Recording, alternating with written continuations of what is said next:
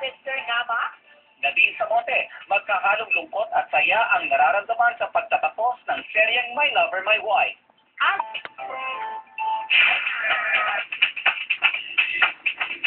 Nadine Samote, magkahalong lungkot at saya ang nararamdaman sa pagtatapos ng seryeng My Lover, My Wife. happy and at the same time nalulungkot kasi ilang weeks na lang kami i-air. So, well, at least happy pa rin kasi kahit pa paano napasya namin yung audience. Sa pagtatapos ng programa, masasabi ni Nadine na proud siya na pasama siya sa show na ito. Kaya maraming bagay siyang mamimiss. Yung staff, yung mga co-artists ko, co-stars ko, yun. Sila parang bonding lang kami. Pag mag-exit na tawanan, kunwari, rehearsal, iyakan. Pero before rehearsal, tatawanan kami, tapos biglang iiyak. Parang no pressure sa them.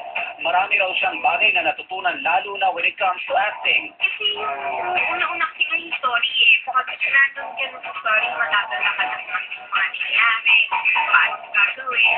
Tapos pag napili nila, ano yung bawat ginagawa. Nadine shares about her role as April sa seryeng Minahal ng Bayan. Actually, being April dito, habol kasi ako ng habol kay Arthur. Sa taong buhay, lesson, dapat hindi eh. Alam mo yan, ang daming lalaki, ang daming pwede. Huwag mo na ipagsiksikan sa sarili mo sa ayaw naman talaga sa'yo. Pero kung hindi sa story, parang talaga hanggang kamatayan, gagawin April lahat. Mahusay niya nagampanan ni Nadine ang pagiging kontrabida sa ngalan ng pag-ibig.